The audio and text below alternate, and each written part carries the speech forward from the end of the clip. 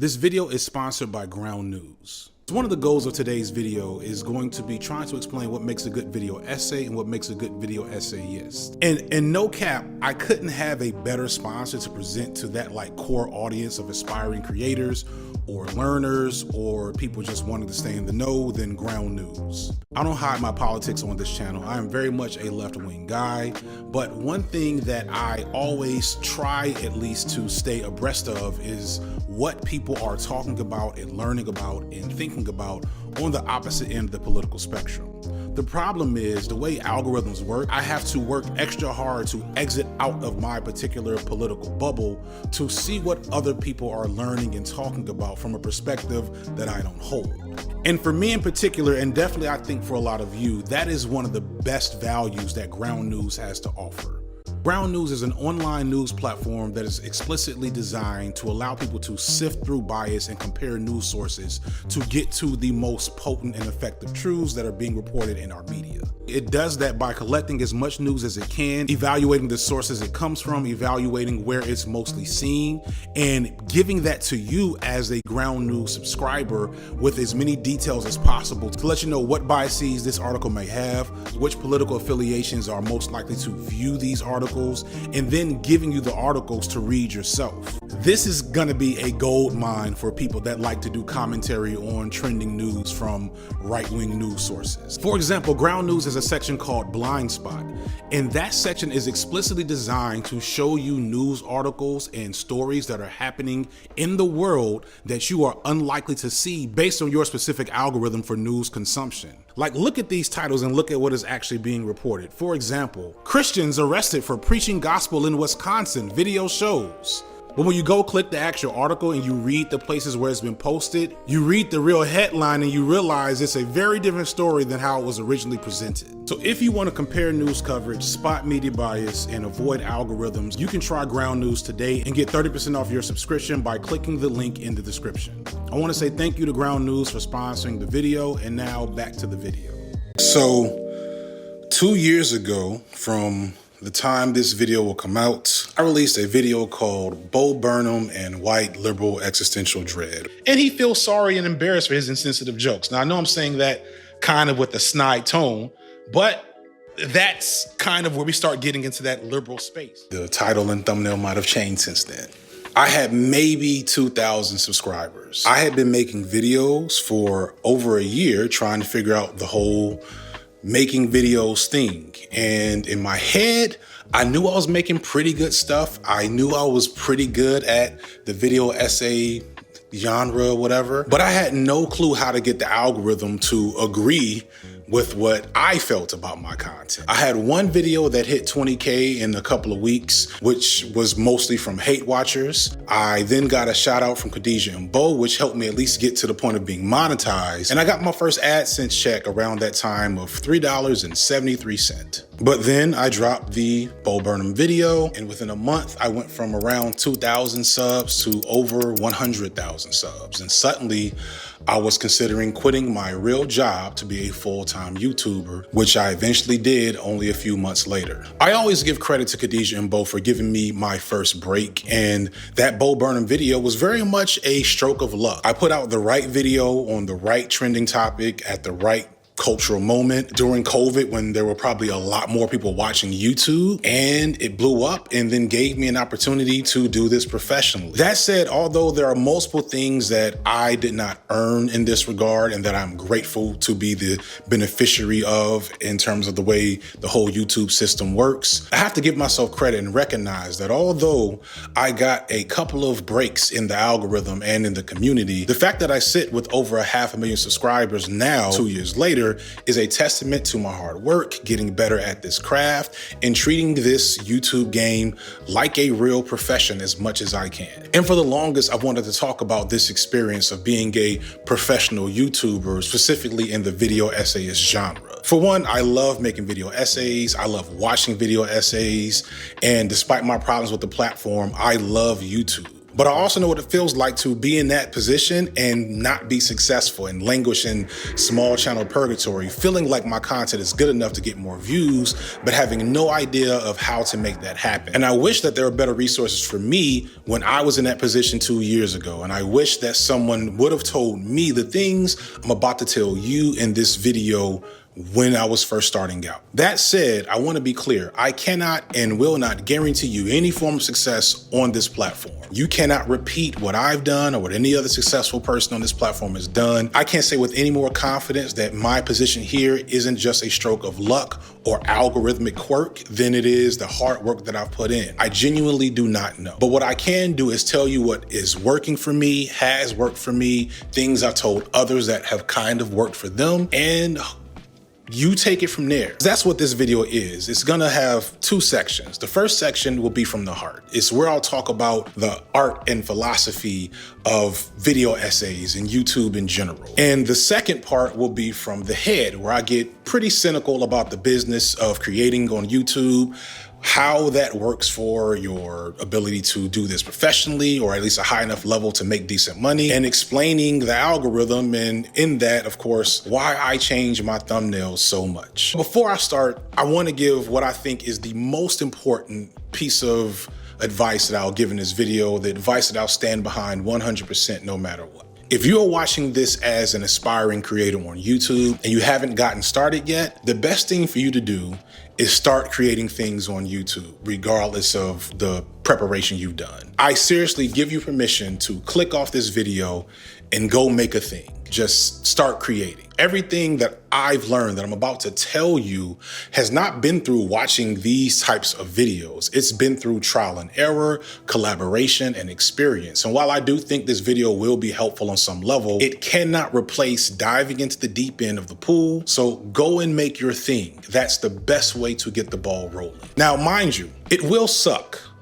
and nobody will watch it. You will have 48 views, and 10 of those views will be from you. More than likely, you'll be making bad content for this entire time. And I want to be clear on multiple levels, that is okay. My first video was my analysis of Hamilton. I had been thinking about making YouTube videos for years, really. And when I saw Hamilton, I just had so much of an urge to talk about it that I just sat down, downloaded some bootleg editing software that nobody uses, and recorded the video, edited myself, and just put that shit up there on YouTube. It's probably an appropriate microcosm of all of my flaws that I decided to make my foray into YouTube video essays. And overall, it's not an awful video. I think I was pretty insightful. I think I was kind of funny. And today it has a decent amount of views because I never took it down. But understand, I really want to, because it is not a very good video. Things that I thought about when I first heard the premise, but didn't care enough at the time to get into it, especially without having ever seen it. I only keep it because it gives me a sense of grounding in terms of how far I've come. Because guess what? This video you're gonna make after you watch this video, that's gonna be your first video, no matter how shitty it is, if it's really shitty, you can just unlist it. Who remembers my review of Fatal Affair? Who remembers the movie Fatal Affair? I need you to leave me alone. Yeah, good luck finding that shit. That's only the half of the awful things that I've tried to make that nobody has seen except my wife and a few friends. And I figured out that those things were awful through trial and error and just getting out there, because at the end of the day, it doesn't matter as much as you think. So just start making stuff. Annoy your friends into watching every video, and over time you'll improve. Your numbers may not, but you will on so many levels, and you'll appreciate once you get started how you got the hang of things. But this also begs another question as to why you're creating in the first place. And if there's one thing you should do before you start making videos, is you kind of need to start thinking about the answer to that particular question. Moreover, why should anyone bother watching what you're making, if they should at all? One thing I've heard from like YouTube insiders or whatever that I agree with, even though it's a little cynical and, you know, kind of ugly truth, is that no one has to watch your shit. YouTube, the function, the algorithm, the system app, whatever, does not owe you an audience. It is not in their rules that you are deserving of views on any level. And you have to, at least on some level, earn the opportunity to have your shit be watched. And the earning of that opportunity is not the most fun experience and can be very daunting and disheartening, especially if you're taking the whole creation thing seriously and you're not getting the results that you desire or maybe think you deserve, which is why you need to ask yourself why you want to do it in the first place. To be or not to be, that is the question. Do you just love video essays and want to make them? Cool. What do you want to make them about? Do you have a specific topic of interest? Do you have tons of topics of interest? Do you have any expertise in those areas? Do you know how to do research? Do you have a passion for a particular issue? All of these things need to be somewhat understood by you from the outset, because those are the things that are going to have to drive you through small channel purgatory before you ever get to any level of success on the platform. This is probably also a good moment of Zenny to explain what a video essay is and maybe what the difference is between like a video essay versus commentary or reaction content. There's obviously tons of other types of content on YouTube, and they all probably have different strategic elements in terms of how to make them and be successful. But I want to focus obviously on the video essay because that's what I know and that's what I love, and that's the only thing I feel qualified to talk about. The short answer to the question of what makes a video essay different from other forms of content is the level of production and effort that goes into completing a project. A reaction can be done literally in a few hours, like recording, editing, and putting it up on the platform can maybe be a 2-hour process done by one person. Commentary is a little more effort and usually a bit more research, maybe some B-roll, etc. So that can take a few days or maybe even a week, depending on other factors like how much are you working on it, who is working on it with you, if anyone at all, etc. But a video essay, on the other hand, especially one that takes full advantage of the genre, that can take several weeks to several months. For example, Noah Sampson and Khadijah Mbo could both probably fit into either category of commentary or video essay, depending on which of their videos you're watching. I'm more inclined to call Noah commentary because his videos tend to be shorter and feel more extemporaneous, especially his output recently from the summer of 2023 for those watching from the future. But Noah does write his scripts and is very analytical and will drop research when necessary to prove a point. Same thing for Khadijah. Their videos tend to be longer and are highly researched, but they also have videos where they just flow with their thoughts on a topic. More significantly, neither of them are usually heavily produced in their content because they both have a very casual style to them. That's kind of the big thing about like the production in terms of a video essay. Commentary videos feel more casual and familiar, like you're sitting in your friend's apartment, listening to them tell you about this new thing that they're into, which is huge. It's a huge element that I'll get into later about connecting with an audience in an intimate way. Conversely, video essays can feel low-key and familiar, but I'd argue that you're not taking full advantage of the format if you don't put in more effort to your essays to feel more theatrical and more scripted and more produced. This will sound pretentious, sorry, but I think video essays are more closer to like the art of filmmaking than a lot of the things you see on YouTube that aren't short films or like actual works of art like music or dance or whatever. And the best video essays have significant experience in writing or acting or editing or directing or teaching. Those skill sets lend themselves to a different way in which a video essay can engage an audience. And those are factors that you both want to have individually, but also want to make sure are part of your content to make it stand out and be successful. Right now, and this is no shade to any of my friends and peers in the game, but there's only one person who can drop a video and no matter what I'm doing, and I'm usually doing a whole lot, I will pretty much automatically stop and watch that video all the way through. And those of you who know me know that I'm about to say it's CJ the X. Can it be that this art is good but wrong? Can something be aesthetically good but morally bad? Cook a da meatball! The clockwork of a fictional universe functioning smoothly makes me froth at the mouth. If you just stare at the text of this seed in isolation, you get an autonomous metaphysical short film about the nature of reality and dualities, and that means that we get to shit talk Descartes for the very first time this year. CJ doesn't have ridiculously high production value. They're usually filming in their own apartment as far as I know, and they don't have have like all the super Unreal Engine 4K graphical elements in their work. So don't think that you have to have the budget of a philosophy tube to make something that feels highly produced and theatrical. CJ also rarely talks about things that I have a direct connection to. CJ's made videos that I've watched about Nickelodeon shows that I'd never even heard of and cartoons from when I was an adult that I never even watched. But I still watch those videos. And I do that because CJ is able to do multiple things no matter what the topic is that keep me engaged in their content. CJ does a ton of research for most of their videos, which always gives me something new to learn and think about. CJ is top tier in their analysis, which means regardless of what they're talking about, it's usually an interesting and engaging thing for me to see them work through their own analytical process to come up with something to say about whatever it is they're talking about. If the child then believes this false equivalency, they will be harshly tempted to live exclusively in the fantasy fulfillment universe that has been engineered to compete with their reality, specifically existing as a comparison to any dissatisfaction or annoyance the child has day to day. And also, CJ isn't just sitting in a particular space of their house talking to the camera with a casual demeanor that, you know, you can get from almost anybody. CJ is performing. They're doing an art piece in their videos for every video that they do.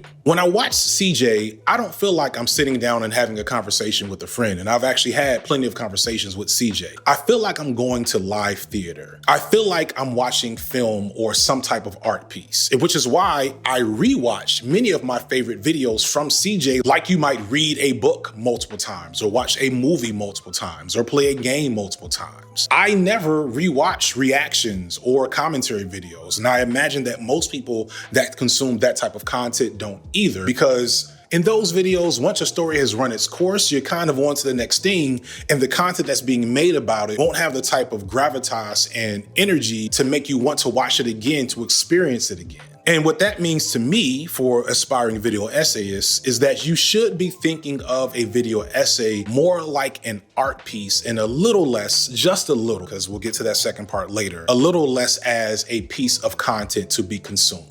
Now, CJ is a rapper, singer, actor, pastor, I think, that has a wealth of knowledge and a very unique brain, which I'll get to later. So again, you can't replicate what they're able to do in their content. You can't replicate their aesthetics, and you really shouldn't be trying, because that would immediately fail to make connection with an audience because it won't be you. But I will argue that whatever version of those things you can be, you need to be trying to be that in your content. The video essay should take advantage of trying to be a full spectrum of performance art. You may not have the budget of a philosophy tube or Jacob Geller, or be as natural in order as Foreign Man or Thought Slime, or be as research and analysis heavy as Khadijah Imbo or Folding Ideas. But unless you're extremely talented or charismatic in some way that moves people, you have to be thinking about how to engage them beyond just sitting here and saying the things. And this is, again, why you need to consider your goals with this style of content, because if you're driven only by the success and the numbers going up, or if you're most interested in talking about trending things or building a community around the stuff that you do and make, or if money is more important to you and you don't want to constantly write, record, and probably even edit yourself videos that are 30 to 4 hours long, you might want to consider a different style of content and how that style of content can be just as lucrative and fulfilling without the prerequisites that a good video essayist will require of you. Reaction and pure commentary content can make so much more with a lot less effort, but do understand they are different animals, and there are multiple advantages to making video essays despite the fact that you have to put in much more effort. So I don't want to make it seem like commentary is easy mode. I know that's something that is often, maneuvers through the video essayist space. I'm sorry that we're all assholes, but I want to try to tone that down just for a moment. But that brings up another thing I want to get into. Why are video essayists assholes? What's wrong with us? I genuinely believe that video essayists have a special type of brain.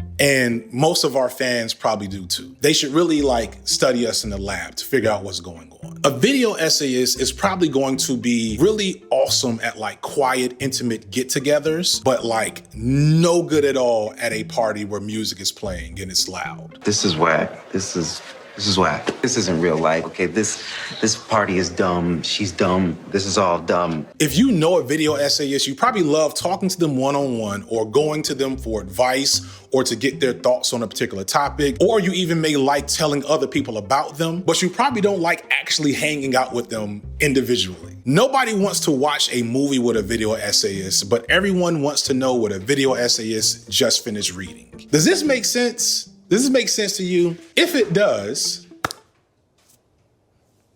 the way my brain works, I can see something innocuous and benign to a normal person, and to me, it will become the most consuming thing in the world that I will need to understand and know everything about, and probably need to tell someone all about once I figure it out, and it will probably be my wife, and I want to apologize to her right now. For instance, and this is one, I know I can't be the only one to notice this, I'm positive other people have noticed this, but I need to understand what Zack Snyder was cooking when in The Man of Steel, he decided to make the spaceships that General Zod and his crew were imprisoned in look like black rubber dildos.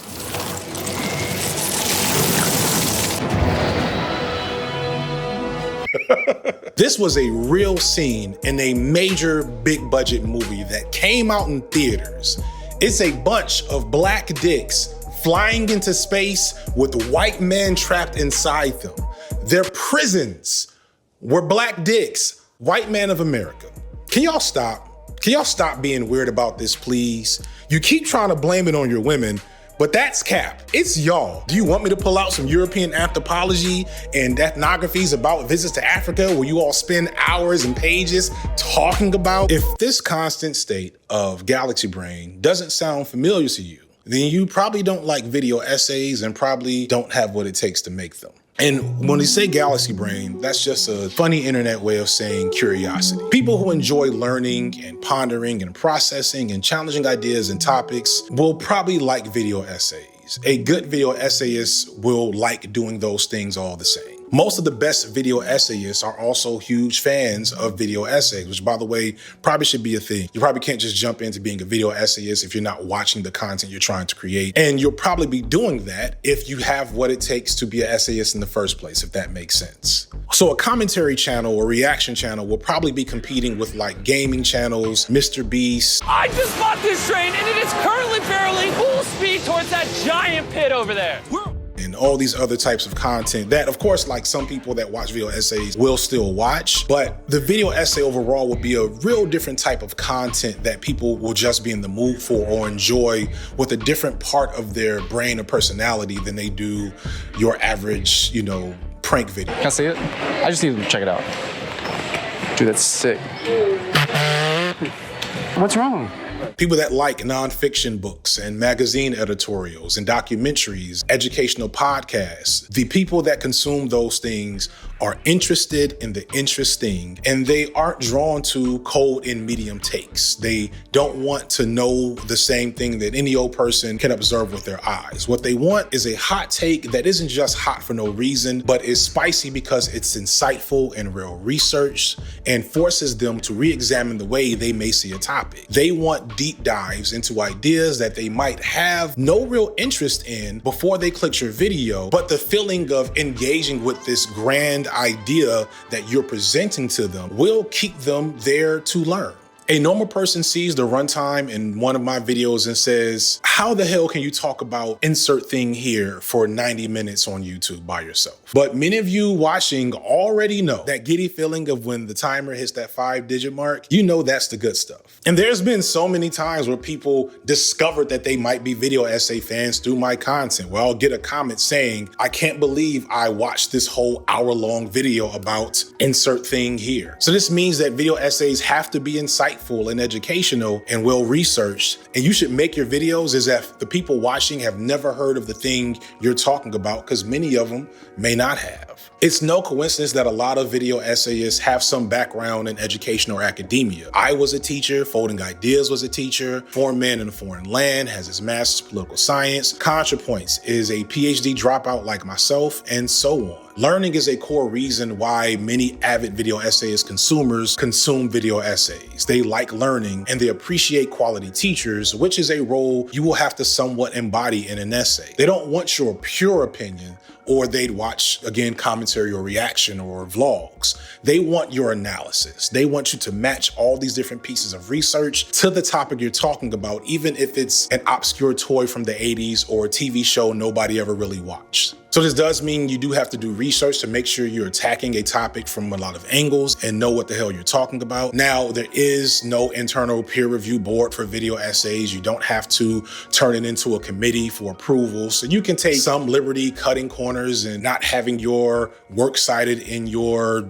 description be APA formatted. However, do know that the comment section is the closest thing you'll get to a review board. And if you do miss major parts of a topic or have a take that was wrong because you didn't do enough research, you will get comments and response videos and all kinds of things to call you out on whatever shortcoming you might have had. That said, video essays aren't academic papers. They aren't conference presentations. The level of rigor and depth you want to go into a topic needs to be measured against the goals of your videos and the channel as a whole. There is an audience that will sit through an intensely data and research heavy deep dive on just about anything, but there's also probably a much bigger audience that just wants a few nuggets of information to make sense of whatever it is you're talking about. They want to know the key parts to this philosophical thing to explain why the video game character is bad. And if you spend too much time explaining the Dadaist movement or something and you don't get to the point, they will tune out. Trust me, I know. One last thing on the whole topic of research is people do appreciate when you put works cited or further readings in the description section of a video, because a lot of these consumers like learning and many of them will take the time to further research whatever it is you talked about. And that helps build a greater bond between you and the audience that you have. And that's probably the next major thing that I want to get to.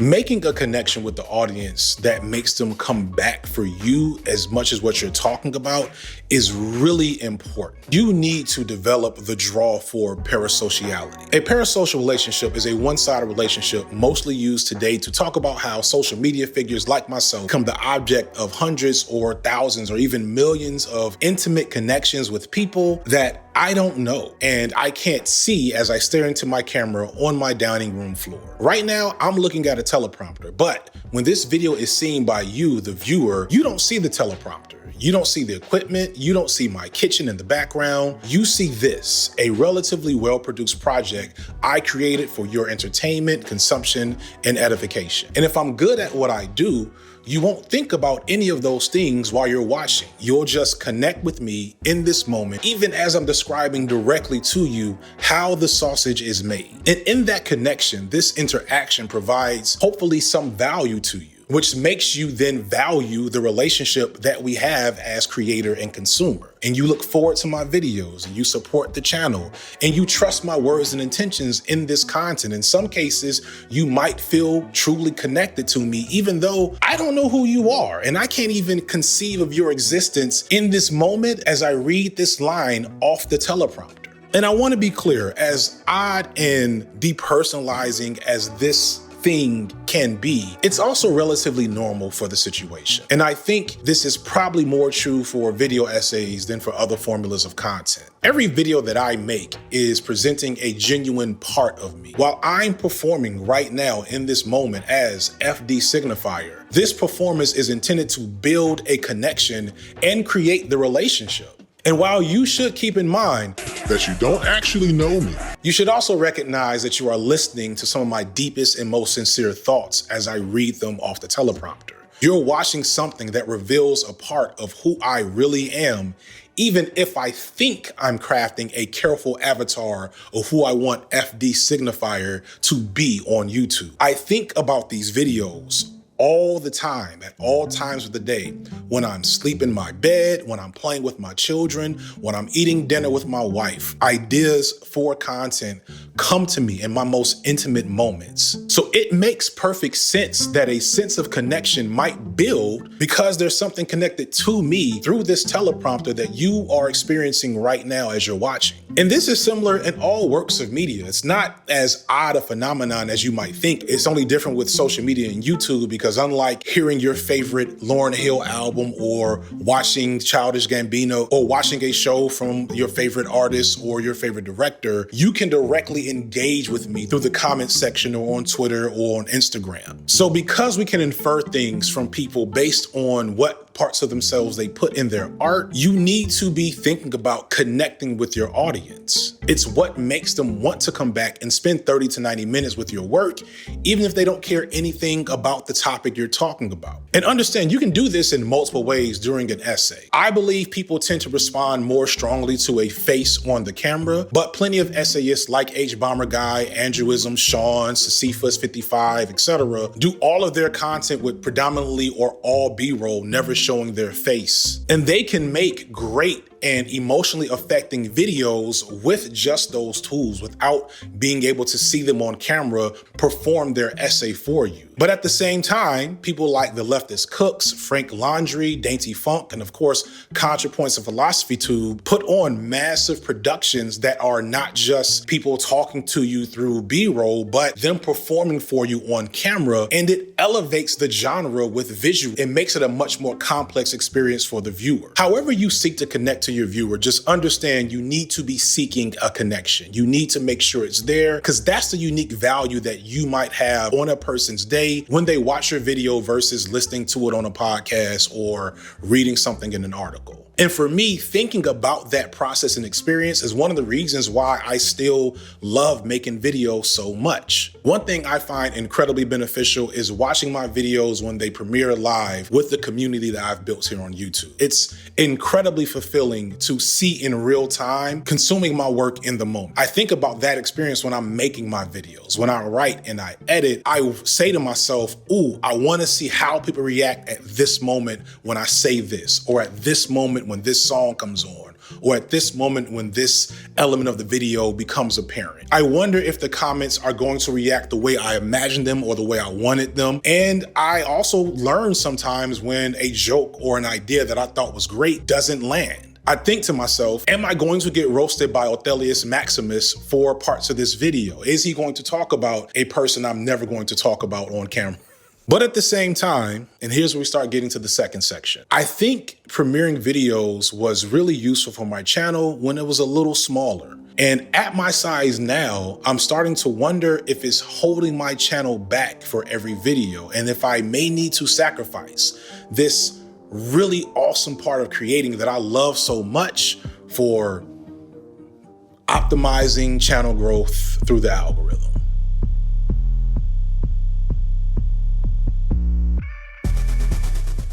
So, why do I change my thumbnail so much? To explain that, we gotta talk about YouTube and how it works, and most importantly, the algorithm. The algorithm is machine learning, computer program, AI, whatever system that processes what I figure has to be like trillions of data from viewers in order to automate and self-guide viewer engagement on YouTube. In short, the algorithm is a program that seeks to decide for you what you watch on YouTube. And not just what you watch, but what you would want to watch. And it figures that out by using all this data to hack our brain to figure out our interests and what we like and what we don't like and what we'll spend time out of our day consuming on their platform. The algorithm wants to know, did you leave a comment? Did you leave a like? Did you watch the whole video or just part of it? Did you come back to watch the rest of it later? Are you rewatching an old video? Did you watch the suggested video that came on after this one? And more significantly, it wants to know all those things in conjunction with how it might pattern with other groups of watchers on YouTube, not just for you, but the other 120 million viewers that watch YouTube per day. People often talk about the algorithm like it's some type of mysterious force, because it pretty much is. We legit don't know exactly what makes it run, and we barely understand what it likes, or better yet, what makes it like us as creators. Really good videos and channels will not get any attention for reasons that are hard to figure out, or channels that have a moderate to modest amount of subscribers will have multiple videos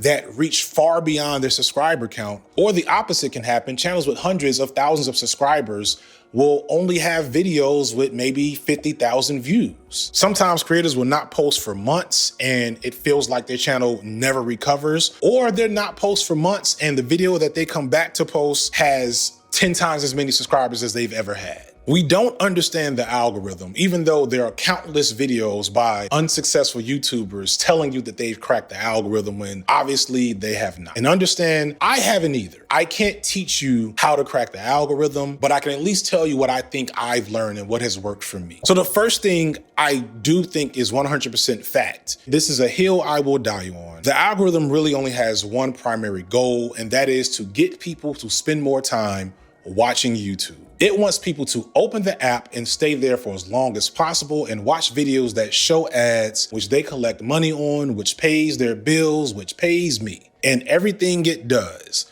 including the shitty parts, serves that purpose. So the basic conceit to understand how to be successful on YouTube is to make content that in some way serves that primary purpose for the algorithm. If your content helps the algorithm accomplish that goal, then it will always work in your favor. And if your content doesn't help that goal, then it will always work against you. The horrifying reality is that if this is your job, understand that you do have a boss. A lot of people think, oh, I'm a content creator and I make videos and, I'm an entrepreneur and I'm my own boss. If you're on YouTube, no, you're not.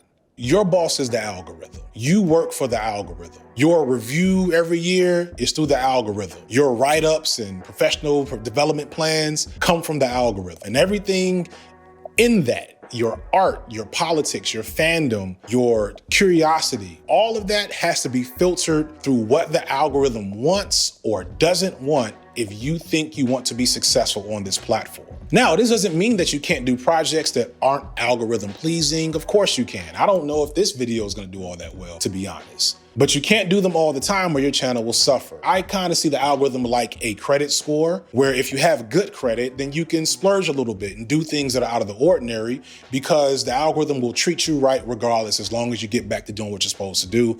And if you have bad credit, then you need to be doing everything in your power to get better credit. So I mentioned earlier that some channels will have hundreds of thousands of subscribers, but will rarely hit that mark in views of some of their videos. I call this sub count conversion. I just made that shit up. I don't know if that's what it's supposed to be called. It just sounded like something that made sense. So please don't repeat that like it's a cool piece of jargon. But sub count conversion is how many views a video has versus how many subscribers a channel has. Ideally for me, I want every video to get more or almost as many views as I have subs before my next video comes out. For me, that represents a strong performing video and good health for the channel. And stuff like that is also important with sponsors, where you can say to the sponsor, hey, you can expect to get X amount of views in a certain amount of time with this video, and you can use that to like bargain and negotiate. But I'm not gonna talk a lot about sponsors in this video. I just wanted to put that out there. And the only reason why I have that concept in my head is because what you learn early on as you become relatively successful on YouTube is that sub counts don't mean what they used to mean in terms of views. Once upon a time, YouTube would make sure that anyone that was subscribed to you got a good look at your video. But for the last 15 probably years of YouTube, what has happened is that your videos are no longer guaranteed to be pushed to your subscribers unless they ring the bell. And even then, it doesn't feel like a sure thing. Instead, what the algorithm does is it sends your video to people it thinks will watch it based on its data and how it feels about your channel. So obviously subscribers are more likely to watch your video than non-subscribers. However, people sometimes subscribe not really overly concerned about whether or not they'll watch your content again. Sometimes they'll see something they like and say, earned a sub, and that comment is it. And they might have subbed, but they won't be back for the next video or the one after that or the one after that. They may not come back for 5 or 6 videos if they do at all. So creators out there, when those people come and say, I don't understand why I haven't been getting pushed your videos, 7 times out of 10 is because they didn't watch the last handful of videos and now they feel bad or whatever. I don't know. Watch my shit all the time, please. If they do this enough times, if they skip your videos enough times, the algorithm will stop sending them your new videos. If that happens enough, the algorithm will stop sending anyone your videos. It will think, well, if this person's own subscribers don't want to watch them, then why would I send their content for anyone to watch? Clearly, they're not making good content. Whether or not that's actually true is not a part of the equation. I think it's best to look at your subscriber count as a possibly moving floor. Some portion of your viewers right now will probably watch every video you put out because they really love what you're making. Out of my 500,000+ subscribers right now, I hope that I have maybe 150 to 200,000 subscribers that will watch everything that I put out within a week or two of it coming out. And on the flip side, if I do get a video that's really successful that outdoes my sub count, understand, at least for me, my videos are very long. So if I have 500,000 subscribers and the video gets 500,000 views, that probably actually means that only 350,000 unique people watched the video. And because a lot of people that do like my stuff will watch it in 2 or 3 visits to the channel. Further, a small chunk of that 350,000 people will be people that have never watched a single video I've made and maybe never even have heard of me, because the algorithm won't just send it to your subscribers, they'll send it to anyone that they think might be interested in what you've made. And some of those brand new people will subscribe and the floor of my channel will rise, and that's good overall, but it also restarts the whole process and makes it so as a creator, you're never really allowed to get too comfortable with your content. You have to consistently be thinking on how to keep the subs you have and get new subs to replace the ones you've lost. In fact, this is what YouTube requires from our perspective. It wants your channel to always be in a state of growth, and if you don't pursue that growth regularly, it will slowly kill your channel over time. Now, the good thing is, or at least as I perceive it, once you get big enough, you don't have to worry so much about that view conversion thing. Because even someone like PewDiePie, who I think has, 40 million subscribers, will only get 1 million views on his videos these days. But trust me, 1 million views per video is a whole lot of damn money on YouTube to get 5 and 6 times a month. But the question is it really realistic to get to 40,000 subscribers, especially as a video essayist? And the answer is probably no. So, what does that have to do with thumbnails? Well, to finally answer that, I'm sorry I'm bearing the lead, I gotta lay a little bit more groundwork. So I told you earlier that YouTube collects a lot of data, and it uses this data to make the platform better, and by better, they just mean making sure more people are watching YouTube. It doesn't mean they care about pushing useful or high quality content. They're just gonna push content that gets watched. And it doesn't mean that they care about some of the fuckery that happens on this platform that makes making content on the platform harder for people like myself or a Jesse Gender who can't offend Matt Walsh, but Matt Walsh can promote his transphobic documentary right on Jesse Gender's channel. I personally still have to spell black with a capital I sometimes, and I've pretty much left it off my titles these days to keep videos from getting targeted for demonetization. Understand, if you're trying to do this, you are willfully entering into a hyper-capitalist machine, and you have to be that machine's engine and sometimes just its oil. Now, sometimes people get too cynical. Like, people think that YouTube wants everyone to be Mr. Beast, and I don't think that's true. The people at YouTube are smart enough to know that while Mr. Beast and all of his weird clones can cast a wide net and bring in tons of people, way more people that would ever watch my videos, but they also know that there's certain people, those galaxy brains I talked about before, that will never click on a Mr. Beast video. I personally have been watching YouTube since the late 2000s, more than I watch normal TV, and I had never heard of Mr. Beast until I became a professional YouTuber.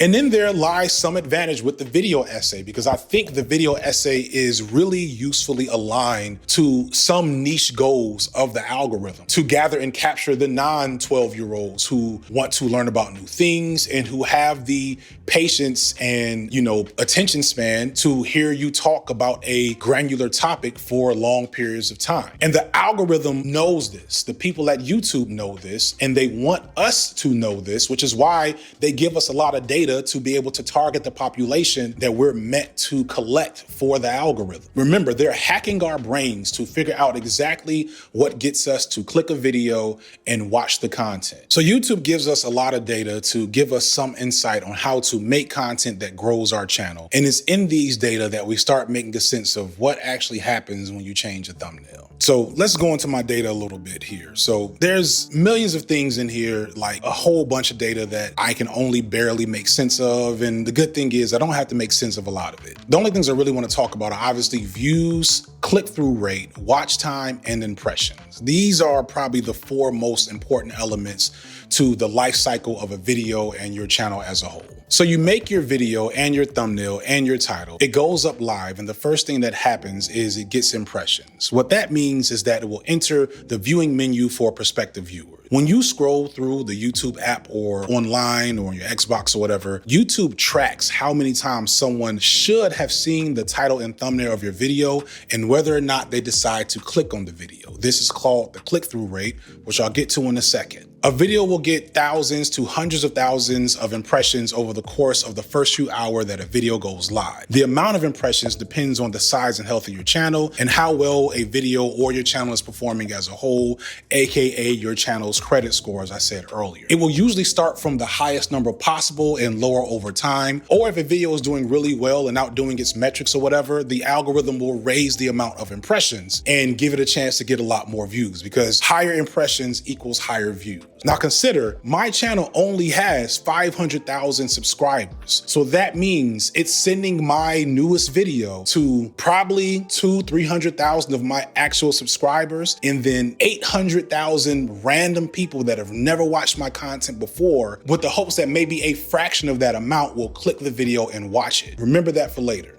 And it does that based on what it thinks about my channel and what it knows about those watchers. The algorithm tracks how many people see my thumbnail and title and then proceed to click on it. Again, that is called the impressions click-through rate, or CTR for short. And this is super important because a high click-through rate means that you're getting more views per impression, which means that the algorithm will increase the amount of impressions or slow the amount of impressions down at a slower rate. But then you take my 75% chance of winning.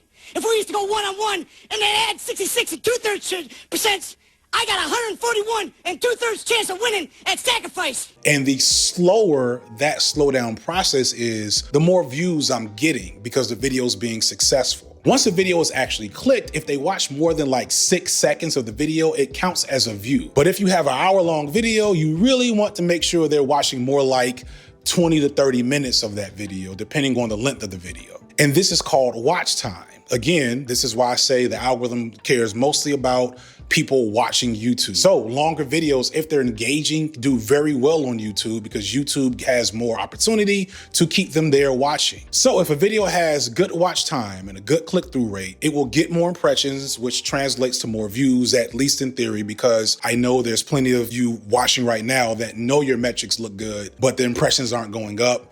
And that's where it starts getting into complicated stuff that I don't know what to tell you. It's all down to their internal logic and math, how impressions are rising or lowering. But the point is, after a little while, the video will reach basically its heat death, where the amount of impressions will go to a steady rate and it'll stay there over time, pretty much in perpetuity. Depending on the size and health of your channel, your video will get a few hundred or a few thousand impressions a day as the algorithm runs out of people it thinks will watch. But here's the key. If you are a person that it thinks will like a video, even in its heat death phase, it will keep sending you that video until you watch it. It will keep showing that video's thumbnail to everyone it thinks will watch, including people that have scrolled past it multiple times over the course of a video's lifespan. Perfect example of this for me personally is Macabre Storyteller's Manosphere video. No shade to Macabre Storytelling, shout out to Macabre Storytelling.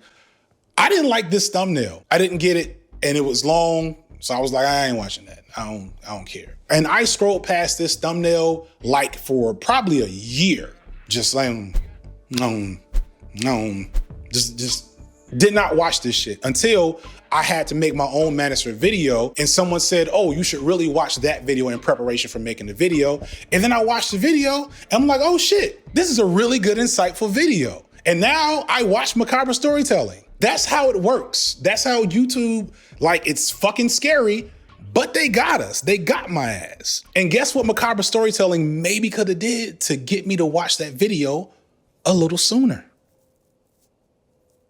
If the algorithm really believes that a video is good and that you should watch it, it will keep sending it to you until you do. And this is one of the main reasons why I change my thumbnail so much. page. I changed them in the beginning because I want to make sure that I have the best chance for success coming right out the gate. I want to have the highest CTR possible to make sure it has as many impressions as possible. But I also do it because each thumbnail change is a reset in the system and an opportunity to find either a new audience or to get that audience that the algorithm is convinced will like the video to click a different version of that video's thumbnail. If that person has scrolled past this video this many times, but the algorithm is so sure that it keeps on showing it to them, this might be the thumbnail to make it happen. And maybe that person watches this video and it becomes their new favorite channel, or that person feels like they wasted their time. But either way, they watched it, and that's good for me. On top of this, every new set of eyes is an opportunity to help a video get a bigger boost in the algorithm. For example, a few months ago,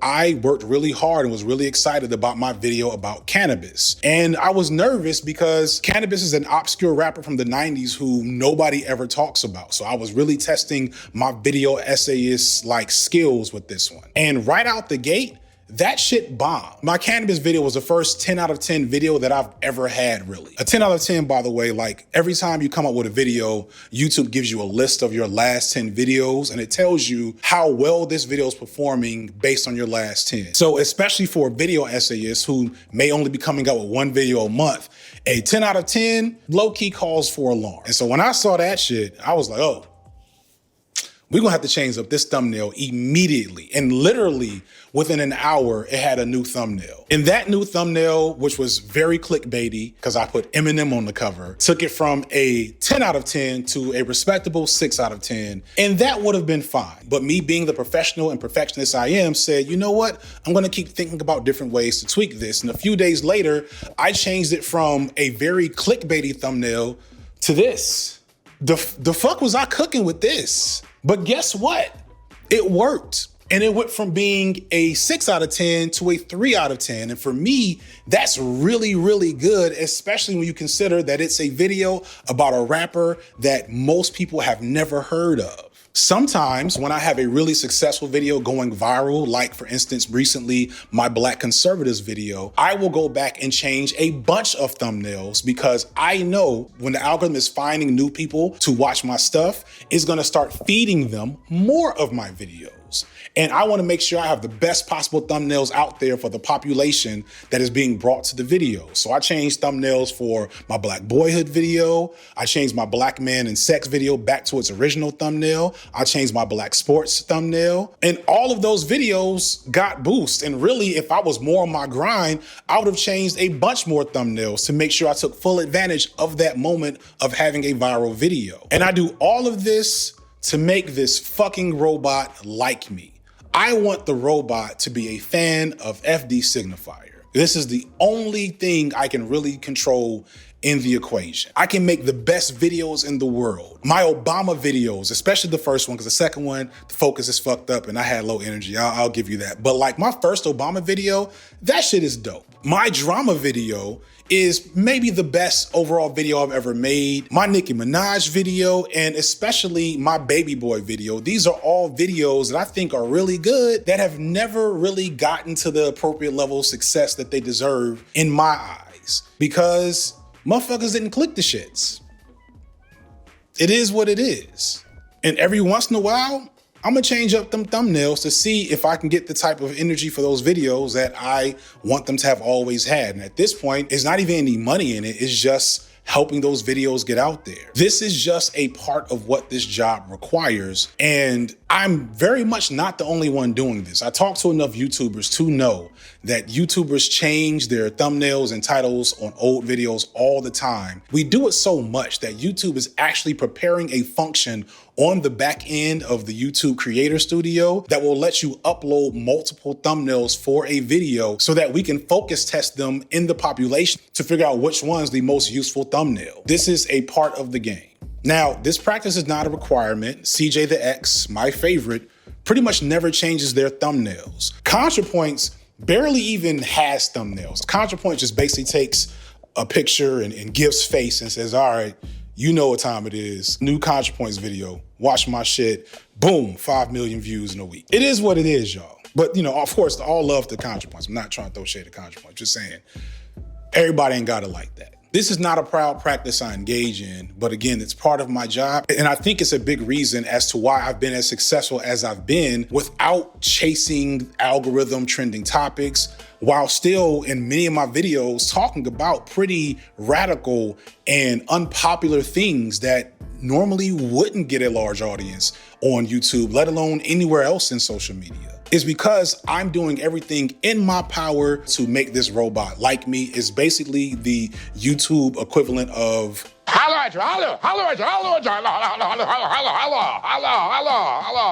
listen, y'all, it works. For YouTube videos, you have to judge a book by its cover, so I have to have the best cover possible. And when I do, it works. People get mad, people don't like being clickbaited, and it's a little gross and somewhat dishonest maybe. But did you enjoy the video? If you didn't enjoy the video, you'll click off of it and you'll respond in kind. That's bad for me. But if you got baited and clicked it and liked it, then I'll just say on behalf of all YouTubers trying to do this job on this ridiculous platform, good. Be mad at yourself. All right, lightning round to just get a couple of more tidbits out there that might be useful for aspiring YouTubers. Number one, schedules are overrated. Like upload schedules, I haven't seen any evidence. I've talked to so many YouTubers and nobody has said anything to me that makes it seem like you have to have a schedule for uploading. In fact, what I feel like I've noticed is that uploading too much, especially as a video essayist or someone making longer content, is really bad for your channel. It's probably better, especially if you get to a certain level, to spread out your videos with a decent amount of time. You know, you got to pay your bills. So like I would love to make videos every 2 or 3 months, but I gotta pay bills. So I need a video every 5 or 6 weeks maximum, right? But in a perfect world, I would take longer between videos because then I would probably make better videos. And the biggest thing is you don't need 3-4 FD signifier videos a month. If I'm making hour and a half videos like 2-3 times a month, I think I'm really good. I think I say a lot of dope shit, but you don't need to listen to me talk for 4 or 5 hours a month. And most of you won't. Most of you get your fill, then you move on. And when I make something new, you're like, oh shit, new FD signifier, and you click again. So for those of you who have channels that like you feel like you're stagnating or you're not hitting your numbers, it's probably because a lot of your viewers have checked out because you gave them too much of you to digest in a short amount of time. So if you can afford it, my suggestion would be to like slow down. And if you're new, here's like other really important stuff for new creators. Make every video the best possible video you could have made. If this is not paying your bills yet, if you don't have a sponsor waiting on a video to come out, then take the time to make that video as good as you can make it. Don't take too much time where you never come out with the video, but take the time to make the video as good as it possibly can be, and then do it again, and then do it again, and then do it again. Which brings me to my next thing. Having a really strong catalog is very valuable to the algorithm. One thing that I think I did very well for myself is that I came out like, you know, not to stroke my own ego, but I have a lot of bangers in my catalog. And YouTube knows this. YouTube knows that if a new person finds FD signifier, they're gonna watch 10 FD signifier videos in a week. And the algorithm loves that shit. They're like, oh, yes. No, but seriously, the algorithm loves that because that means that they're sitting there watching videos. So that's why it's important to make every video as good as the last one, if not better, because what you want is for people to discover you and to watch you over and over again and to come back for more. That will get the algorithm not just promoting whatever your new video is, but giving your old videos new shots at the throne to make it, you know, make things go viral again. This also makes you think about like people that take hiatuses and feel like their channels don't recover. Again, from my conversations with like a lot of people that are supposed to know this, it's really more about if you took a hiatus, did the video that you came back with, was that like the best possible video you could do?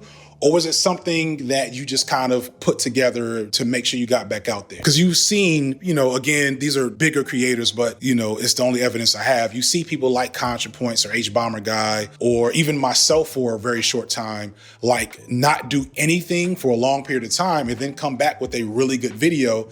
And then suddenly they're just back moving like nothing happened. D'Angelo Wallace is another one. I talked a lot about thumbnails, but titles are also important. You need to have a good combination, a thumbnail that evokes a certain idea or interest in the viewer, and then a title that makes them say, okay, I definitely want to watch this. Titles need to evoke things that make people think they're about to get something interesting or novel. Extra points if it's a little negative. Things like X is bad and here's why work for a reason. But also it might be like everything you ever wanted to know about X, or this secret thing that they never told you about Y. Those are ways to get people to click a video if it has a good thumbnail, because now they think that they're getting something out of watching it with their time. I'm pretty sure there's research that says that people are more likely to engage with negativity online than with positivity. That's one of the reasons why Facebook got in trouble a couple of years ago. So you have to kind of play into that a little bit to make sure things are optimized. At the same time, other things like wit and humor can go a long way.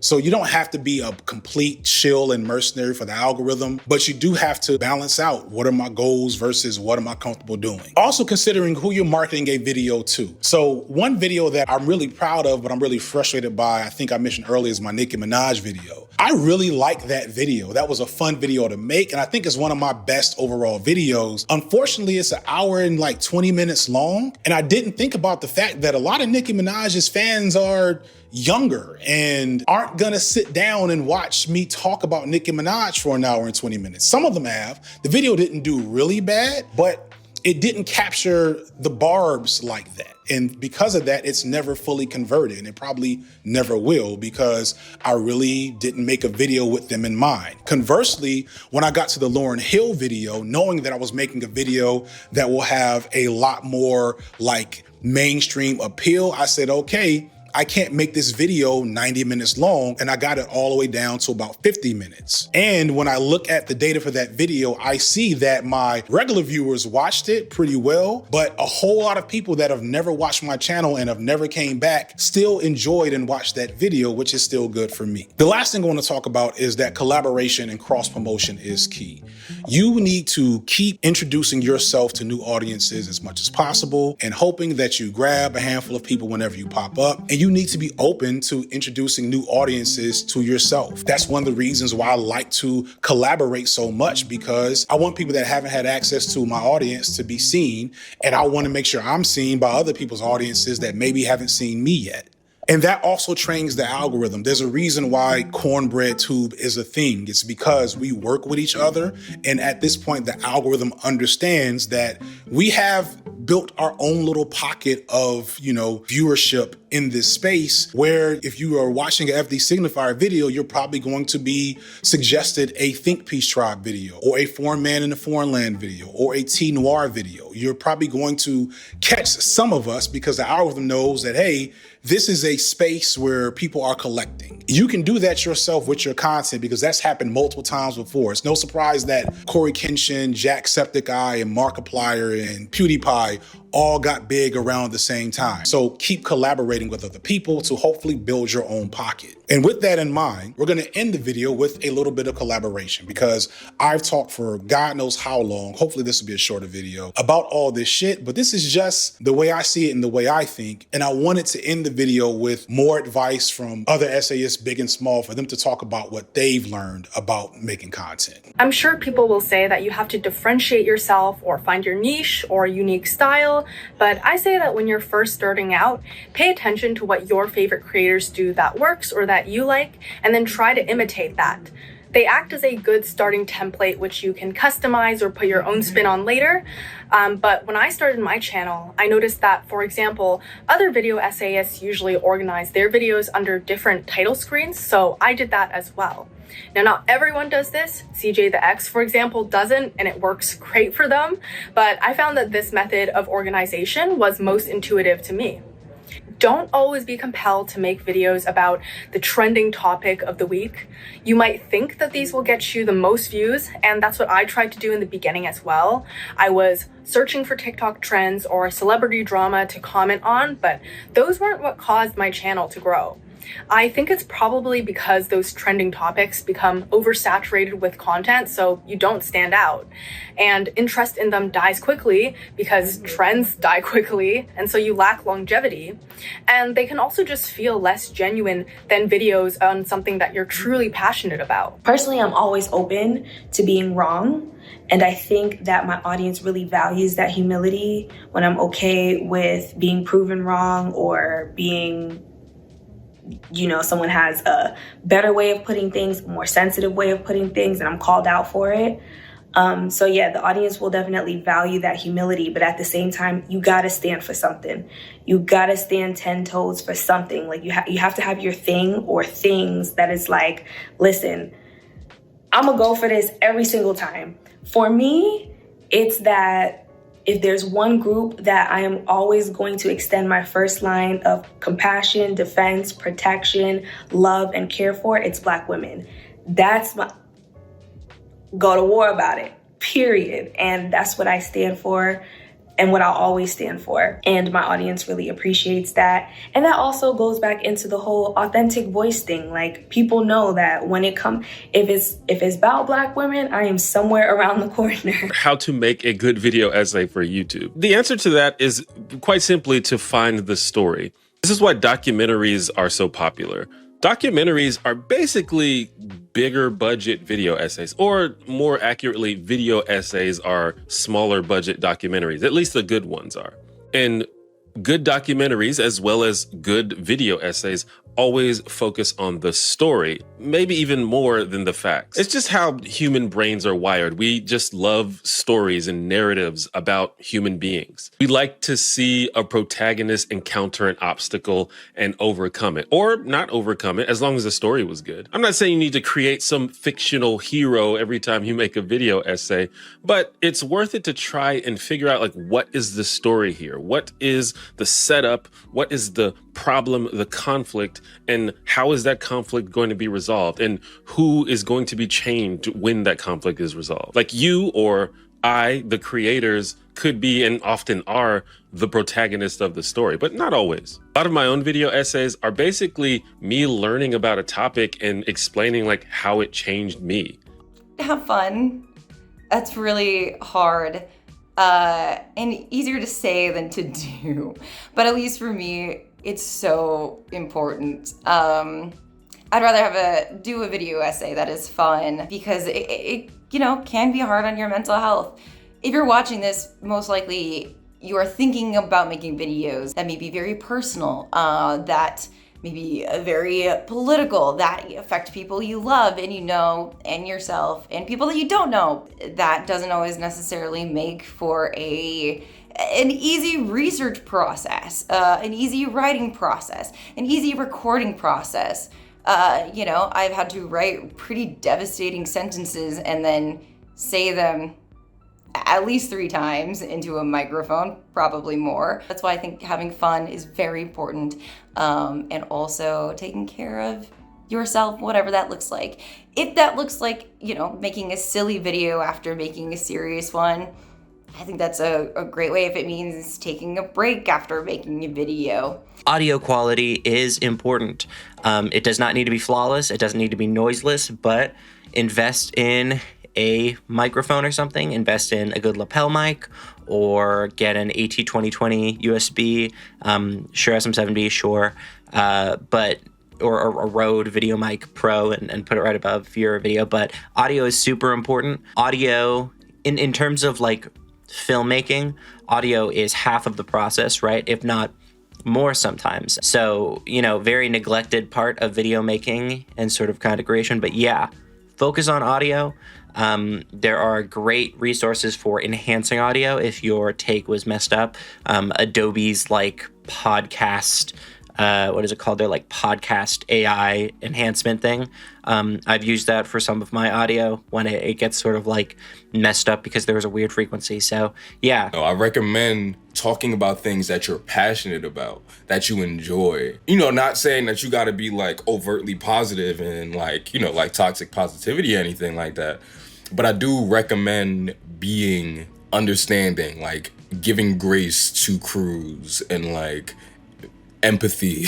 And you know, like if you see something trending, you see something like going really well, you don't always have to chase that. I know it's like it's popular to chase trends, and like that's where the bag comes from, that's where you get a lot of money or whatever, and there's no doubt about that. Like there's so many videos that I could do right now that I know for a fact would get money. But I think what happens when you do things that you care about, what happens is the audience notices that and they latch onto you because what you're doing is personal. And instead of your videos coming across as like, oh, okay, this is just somebody talking about this topic, I just want to hear somebody talk about this topic, it turns into, oh no, I just want to hear you. And I think it's important for the audience to just want to hear you, you know, because like when all the trends die out, like where are they gonna go? Like, are they still gonna be around for you when you have to disappear for 3 to 4 months because you just don't feel like making anything? Are they going to be around to support you? Are they gonna like make jokes like, ah, nigga, you dead?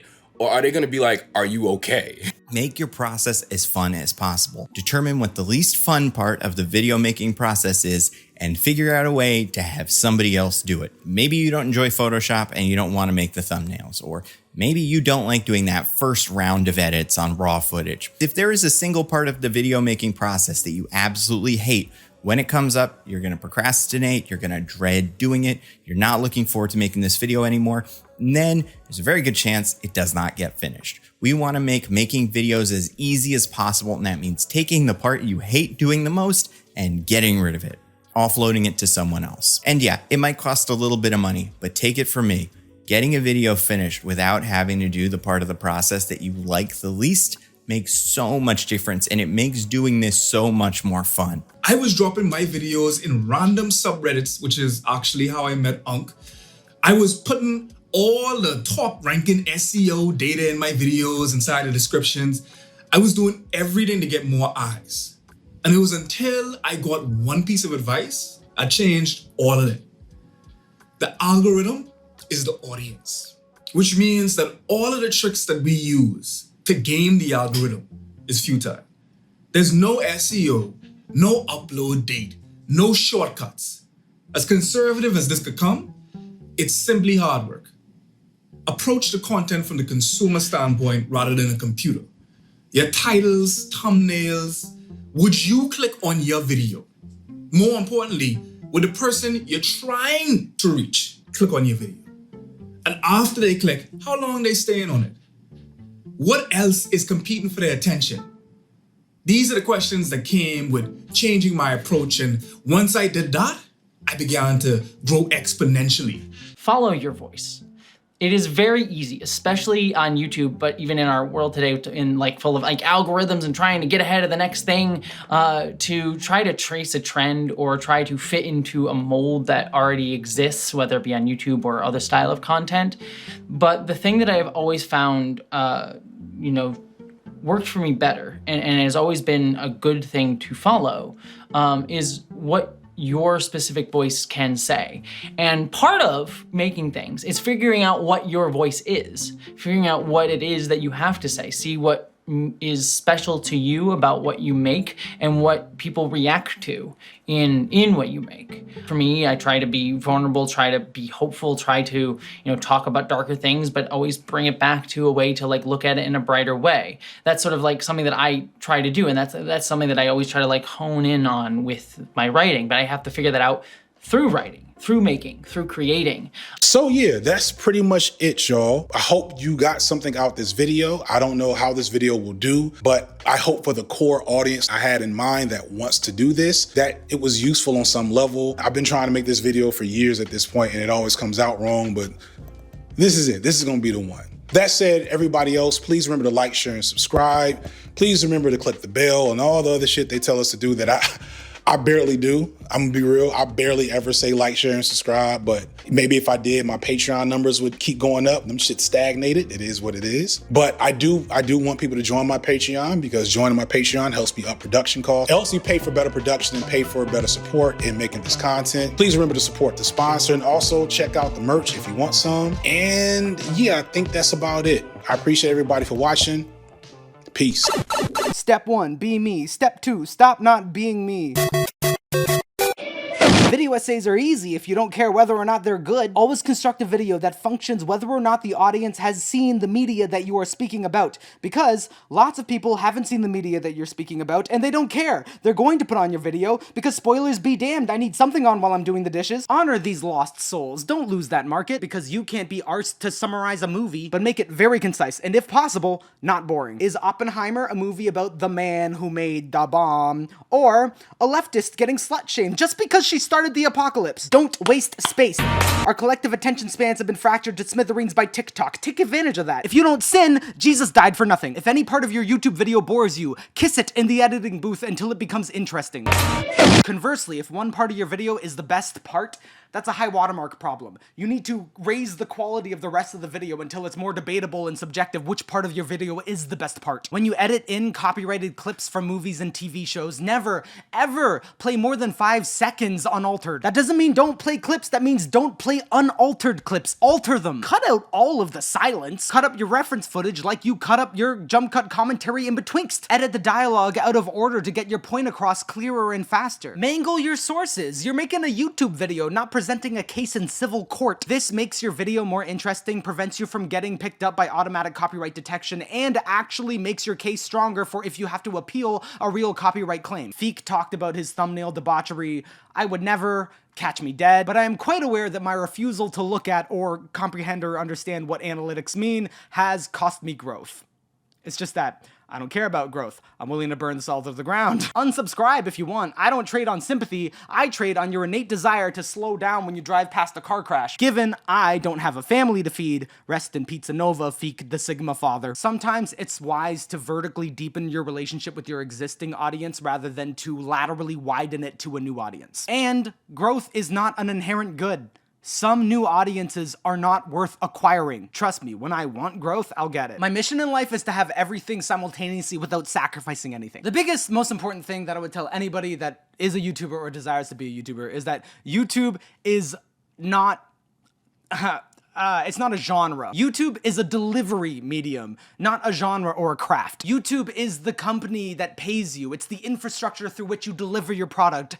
YouTube is not your product. If you're a YouTuber, you will do whatever makes YouTube happy, but you have to be something that takes precedence over chasing analytics and doing whatever YouTube wants you to be doing. Are you a culture critic? Are you a philosopher? Are you a comedian? Are you an artist? Are you, I don't know, a friend to an audience? Shit. I mean, don't do that. You'll get in so much trouble if you do that. A political activist, a filmmaker, an interviewer. Know what you are, what you really are, and channel that through YouTube. Don't fall in love with your delivery mechanism. Fall in love with your craft, your genre. These things that you're making should remain valuable even if you just put the MP4 on a flash drive and bury it in a time capsule. Make valuable things be valuable. If you can, make YouTube videos that you would be proud of even if they got 1,000 views, even if they got you negative 200 views. Fuck these hoes. Optimizing for analytics or for growth or for profitability or likability should always be subordinate to your true purpose that you know in your heart. You need a true purpose that you're willing to sacrifice analytics and profit for, ultimately, like T-Noir. Knowing that will help you acquire the audience you actually desire.